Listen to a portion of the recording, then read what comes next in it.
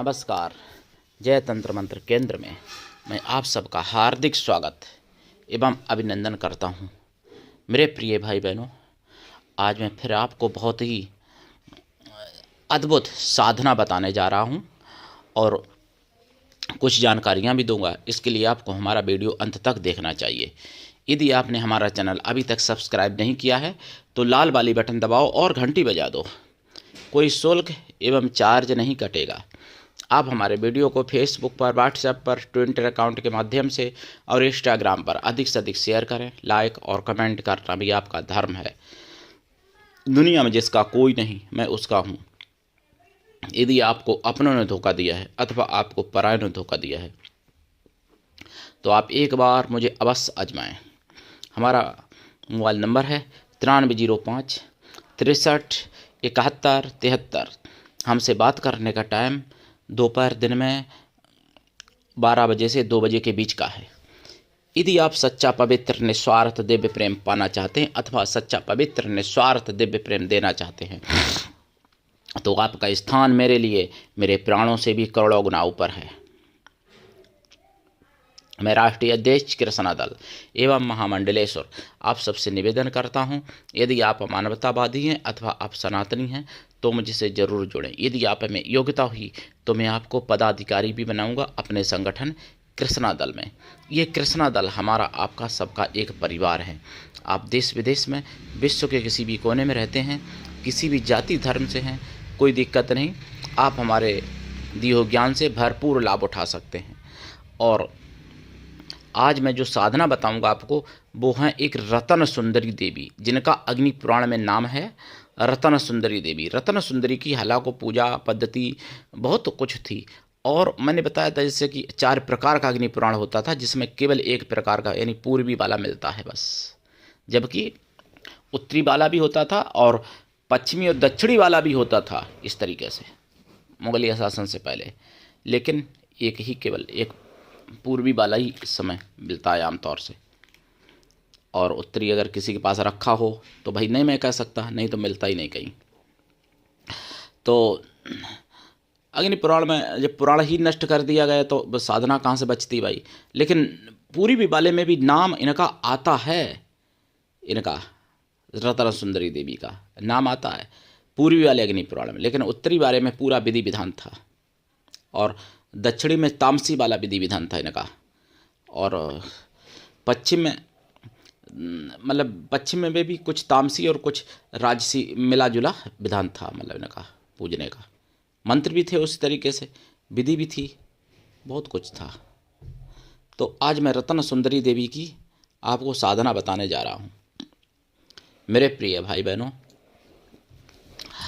रतन सुंदरी माता की कृपा से सभी प्रकार के रतन, धन, धान्य, सौंदर्य और आरोग्यता सब कुछ प्राप्त किया जा सकता।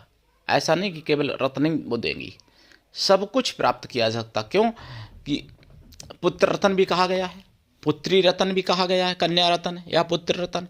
हमारे यहाँ कन्या और पुत्री को भी, मतलब कन्या पुत्री या पुत्र बेटा को भी रतन कहा गया है और स्त्रियों को भी रतन कहा गया है। तो आपको बता दें ये भी रत्न ही एक तरीके से हैं। जीवित रत्न जो होते हैं यानी चेतन रत्न, तो ये हैं। और जड़ रत्न में नवरत्न आते हैं भाई, 9 रत्न। तो सारे रत्न देने की क्षमता, मतलब पूरे ब्रह्मांड के सभी रत्न जो इस संसार में भी नहीं है वो रत्न भी दे सकती हैं रत्नेश्वरी माता, रतन सुंदरी माता। मतलब रत्नेश्वरी एक देवी और होती हैं जिनकी मैं साधना बहुत पहले डाल चुका हूँ, लेकिन आज मैं रतन सुंदरी की साधना आज बता रहा हूँ आपको। रतन सुंदरी ध्यान रखना। उससे पहले मैं कुछ ज़रूरी बातें आपको बताना चाहता हूँ।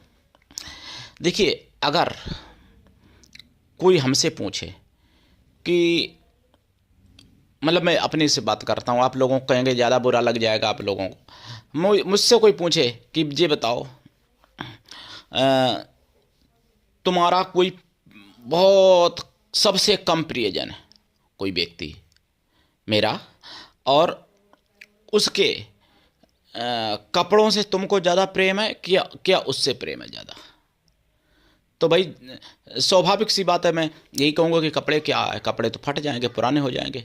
भाई जो कपड़े पहनने वाला उससे मैं प्रेम करूंगा कि कपड़े से प्रेम करूंगा। मेरा प्रियजन कोई भी हो, मतलब यहाँ पर कोई मतलब एक ही रिश्ते की बात मत सोचिएगा।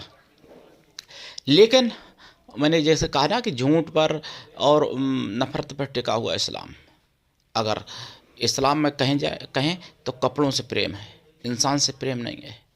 ऐसा मैं क्यों कह रहा हूँ, प्रमाण लीजिए। देखिए, शामली में अगर मैं भूल नहीं कर रहा हूँ तो शामली की घटना है, अगर मैं भूल नहीं कर रहा हूँ तो। हालांकि है तो उत्तर प्रदेश की, और मैंने ये सुना है मैंने मतलब 17 दिसंबर 2025 दिन बुधवार जागो में सुना है। हालांकि मैंने जनमत में खबरों में भी सुना है ये। क्या हुआ, एक मुस्लिम जो रोटी मतलब होटल पे बनाने जाता था, उसका काम करता था। उसके 5 बच्चे थे और उसकी एक पत्नी थी। उसकी पत्नी बिना बुर्का के चली गई मैके, बिना बुर्का पहने। उसको लगा कि मेरी इज्जत चली गई, और पत्नी को ले आया। ले आने के बाद जब बच्चे 5 सो रहे थे, पत्नी को चाय के बहाने बुलाया, और जैसे ही आंगन में आई पत्नी चूल्हे के पास, पति ने गोली मार दी। अब पति तो मैं नहीं कह सकता हूँ, उसका मियाँ था। पति तो लोगों में होते ही नहीं है, मियाँ बीवी होते हैं, पति पत्नी तो हमारे सनातन में होते हैं। तो ये उसके मियाँ ने गोली मार दी भाई, उसके हस्बैंड ने या मियाँ ने या उसके दूल्हा ने, जो भी कहिए, गोली मार दी। तुरंत ही मौके पे मौत हो गई उसकी। उसने पहले से ही गड्ढा खुदवा के रखा था, शौच के बहाने से, मतलब टैंक के बहाने से गड्ढा खुदवा के रखा था 7 फुट। उस गड्ढे में उसको डाल दिया तुरंत। गोली की आवाज़ सुन के उसकी बड़ी बेटी जगी, जिसकी उम्र 14 साल की थी बताई जाती है, वो आई पास में, उसको भी मार दिया उसने। उसकी गोली की आवाज़ सुन के उसकी सबसे छोटी बेटी जगी, वो आई, उसको भी मार दिया उसने। 3 बच्चे उसके सोते रहे, उनको कुछ नहीं किया। जब सुबह बच्चे जगेगे तो बता दिया तुम्हारी माँ यहाँ गई वहाँ गई, मतलब पहले मैं के जा भी चुकी थी वो, तो इसलिए उन्होंने ज़्यादा पूछताछ नहीं की। भाई बच्चे ही हैं, पिता के ऊपर कौन ऐसा सोचेगा गलत।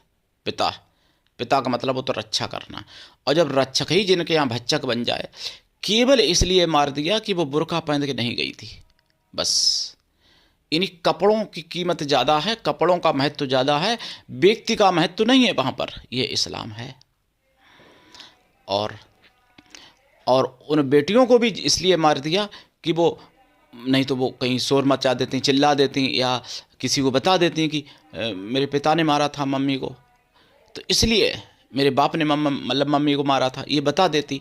इसलिए उन दोनों बेटियों को भी मार दिया। वो भी बेकसूर थी बेचारी, और वो भी बेकसूर थी, बुर्का नहीं पहना। ये कौन सा जुर्म कर दिया भाई, जबकि बहुत से ऐसे देश हैं, मुस्लिम देश हैं, जिन पर बुर्का बैन है, जहाँ बुर्का पहनना सार्वजनिक जगह पर मना है। लेकिन ये हमारे भारत की घटना है और उत्तर प्रदेश की घटना है। यहाँ मैं आपको क्या बताऊं, ये यूपी की घटना है। और अब आप समझ लो, कपड़ों तो बहुत से लोग कहते हैं ना, अब्दुल मेरा वाला, ऐसा नहीं। अरे मूर्खो, जो अपनी बेगम को मार सकता है, अपनी बेटियों को मार सकता है, अपनी खून की बेटियां उनको मार सकता है, तो तुमको क्या वो चाटेगा नहीं? तुमको भी काटेगा और बाद में फ्रिज में डाल देगा, या फिर सूटकेस में भर के कहीं नाले आले में डाल देगा। और ये हुआ है कई लोगों के साथ। लेकिन अगर तुमको लगता है कि मेरा अब्दुल नहीं है, तो तुम्हारे साथ भी जब हो जाएगा किसी दिन, तो आप भी मज़ा लीजिएगा अब्दुल का।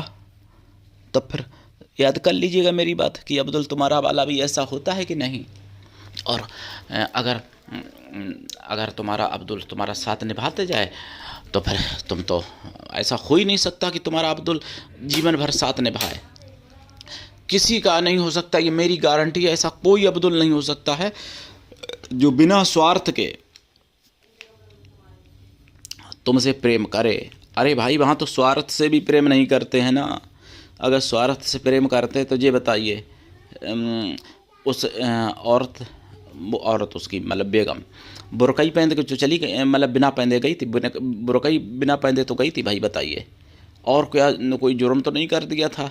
लेकिन ये सोच कहाँ से पलती है? ये सोच मदरसों से और मस्जिदों से पलती है। ये सोच मदरसों से आती है, मस्जिद से आती है। क्योंकि उसने कुरान ज़रूर पढ़ी होगी उस लड़के ने, उस मतलब लड़का क्या, उस शैतान ने, उस हैवान ने। उसने अपना जुर्म कबूल किया है पुलिस के सामने, और मतलब मार दिया। केवल इसलिए मार दिया कि बुर्का पहन के नहीं गई थी।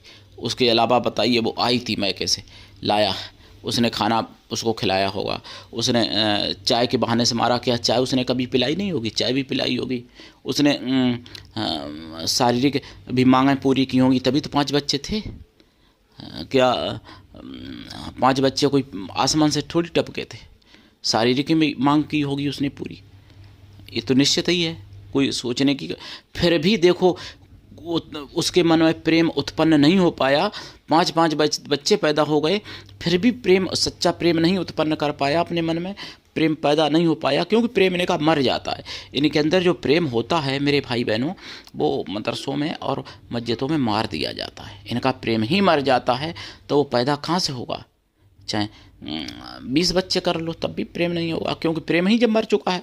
फिर तो बस जानवरों जैसा इनका रहता है हिसाब किताब, कि जब मतलब शारीरिक मांग हुई तो पूरी हो गई, और उसके बाद में फिर अपना भाई कोई मतलब नहीं। तो ऐसा रहता है इन लोगों में। लेकिन इसलिए हिंदू बहनों माताओं जागो, और मुसलमान भी माताओं बहनों जागो, जो कि ये जब उसको मार सकता है, तो क्या दूसरी ये शादी करेगा तो उसको क्या पलना थोड़ी झुलाएगा? उसको भी मार देगा। या दूसरा कोई अब्दुल ऐसा करेगा, वो भी ऐसा ही करेगा। किया नहीं है? बहुत अब्दुलों ने किया है। किसी को सूच केस में भर के डाल दिया, फेंक दिया मार के। किसी को फ्रिज में काट के रख दिया। किसी को एक पकड़ा गया था, एक डॉक्टर, जो दवा पैक करने वाली पुड़ियाँ मतलब वो होती हैं छोटी छोटी शीशी, उन शीशियों में काट काट के डालता रहता था, नाली में बहाता रहता था उन शीशियों में अपनी पत्नी को। ऐसा एक डॉक्टर था। बहुत पहले की बात है ये तो। बात मैं आपको बता दूं, आज से करीब करीब करीब 15 नहीं, आज से करीब 18-20 साल पहले ये मैंने घटना सुनी थी। पेपर में शायद निकली थी, तब तो ज़्यादा मोबाइल सक्रिय नहीं थे। आज से 20 साल पहले, 18 साल पहले। तो अब आप समझ लो इनकी सोच कहाँ तक जा सकती है। और दूसरी मैं घटना आपको बताऊं, जो वो जकाती था ना, सादाब जकाती है। कौन है? सादाब है कि साबाद है? तो सादाब जकाती, उसको उसने जो है रील बनाई मस्जिद में, भोपाल में। उस पर कोई बात नहीं, मस्जिद में बनाई, भाई मुसलमान था, बना ली मस्जिद में। अब वही मस्जिद में रील पंजाब में अगर सोनम बाजवा ने बनाई है, जो सिख धर्म से आती हैं, सिख पंथ से आती हैं, तो हिंदू ही मान लो, सिख, सोनम बाजवा हीरोइन, उन्होंने जो बनाई है, तो उन पर मुकदमा कर दिया गया सीधा। और जो मतलब भोपाल में बनाई है, उनके लिए केवल फतवा जारी हुआ, बस वो भी दिखाने के लिए फतवा जारी हुआ कि कोई ये ना कहे कि इनको क्यों बनाने दी भोपाल में। नहीं तो उन पर मुकदमा क्यों नहीं हुआ? तो उनके लिए फतवा जारी हुआ, फतवा निकाला केवल, तथाकथित फतवा हम कहूँगा। और सोनम बाजवा के लिए मतलब मुकदमा हुआ, और उन्होंने लिखित तौर पे माफ़ी भी मांगी है सोनम बाजवा ने। ऐसे आप समझ लो। अब तो ये दोगला मापदंड है। जहाँ पे इनकी सुविधा होती है वहाँ पे तो ये संविधान को मानेंगे, ये सबको। जहाँ पे इनकी सुविधा नहीं होती है, जहाँ अपने मतलब से ये शरिया को भी मानते हैं, और अपने ही मतलब से ये संविधान को मानते हैं। बल्कि सत्य कहूँ तो ना ये शरिया को ही मानते हैं, ना संविधान को ही मानते हैं। क्योंकि अपने मतलब के लिए अगर शरिया मान लिया तो क्या मानना हुआ? वो मानना हुआ? हम तो नहीं मानना कहते हैं।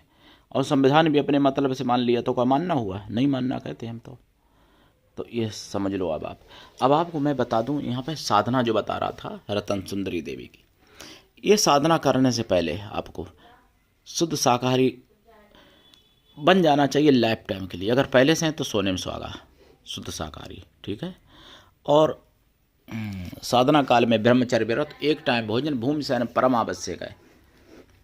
साधना काल में मतलब खोया की मिठाई का प्रसाद रखें और पंचमेवा का प्रसाद रखें या अष्टमेवा का रखें, नवमेवा का रखें, कोई दिक्कत नहीं। 11 मेवा का रख लें, बहुत अच्छा है प्रसाद। और 1 लोटा जल रखें साधना काल में।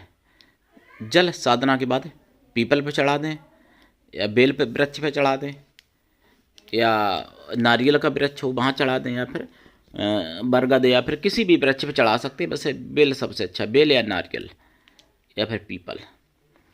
और प्रसाद साधना के बाद खुद खाएं, परिवार में बांटें। और साधना जो है रात्रिकालीन है। इस साधना में आपको आसन लाल या पीला, माला रुद्राक्ष या लाल हकीक या पीला हकीक या सफ़ेद हकीक या स्फटिक या फिर हीरा या मतलब मोती की जो या माणिक की माला हो, रत्नों की, मतलब किसी भी रत्नों की, वो भी चल सकती है, ठीक है। पहली बात तो ये सी मालाएँ कहाँ से, रत्न भी मिलना दुर्लभ है कलयुग में इस समय, तो फिर मालाएँ कहाँ मिल जाएंगी। अब तो फॉर्मेलिटी हो रहा है सब रत्न के नाम पर ज़्यादातर। तो रुद्राक्ष की माला सबसे अच्छा है, क्यों रुद्राक्ष मिल जाता है अभी इस समय, मिलना इतना कठिन नहीं है पंचमुखी रुद्राक्ष। और इसमें दिशा आपकी उत्तर या पूरब, आसन लाल या पीला बताया ही मैंने आपको। और दीक्षा लेके साधना करें, बिना दीक्षा के कभी भी किसी भी प्रकार की साधना में सफलता नहीं मिलती है। गुरु ऐसा हो शिष्य से कुछ भी ना ले, शिष्य भी ऐसा हो गुरु को सब कुछ दे, गुरु पर पूर्ण विश्वास करे, गुरु के लिए समर्पित रहे। गुरु ऐसा हो जिससे अपने मन की सारी बात कह सको, अपना सुख दुख भला बुरा पाप पुण्य सब कुछ बता सको, ऐसा गुरु होना चाहिए। जाप करें, जाप का 10 हवन करें, हवन का 10 तर्पण करें, तर्पण का 10 मार्जन करें, मार्जन का 10 पवित्र ब्राह्मण पतिव्रता स्वासिनी स्त्रियों को भोजन करा दें अथवा ब्राह्मण पवित्र कन्याओं को भोजन करा दें। कन्या या स्त्रियां किसी भी जाति वर्ग की हो सकती हैं भोजन कराने के लिए, लेकिन मन से तन से पवित्र हों एवं शुद्ध शाकाहारी हों। ऐसा संभव ना हो तो फिर उतनी गौ माताओं को भोजन करा दें और 1.25 लाख जाप करें, प्राप्त होने लगेंगे रतन। लेकिन यदि आप इनसे चाहते हैं कि वरदान प्राप्त हो, प्रत्यक्षीकरण हो, तो लंबे समय तक साधना करनी पड़ती है। ये बहुत बड़ी आदिशक्ति का एक रूप है, आदिशक्ति का एक रूप है, ये समझ लेना। ये भी आदिशक्ति है, मतलब रतन सुंदरी माता। पूरे यूट्यूब पर खंगाल लेना, ये साधना अभी तक किसी ने नहीं डाली है जो आज मैंने आपको बताई है। और इनके कई एक मंत्र हैं रतन सुंदरी माता के। लेकिन वही बात कि ऐसा गुरु होना चाहिए जिसकी कृपा आपके ऊपर छप्पर फाड़ हो सके और जिससे अपने मन की सारी बात कह सको, भला बुरा पाप पुण्य सुख दुख सब कुछ बता सको। और हाँ, ये चैनल आप सबका चैनल है, अकेले हमारा नहीं है। इसके लिए आगे बढ़ाइए इसको और सनातन धर्म की आवाज़ इसलिए जन जन तक पहुँचाइए, जागते रहिए और दूसरों को भी जगाइए। मेरे प्रिय भाई बहनों, करिए साधना, उठाइए लाभ। आज के लिए इतना ही, धन्यवाद। जय श्री राम, हर हर महादेव, वंदे मातरम, जय सनातन, जय हिंदू राष्ट्र, जय रत्न सुंदरी माता की।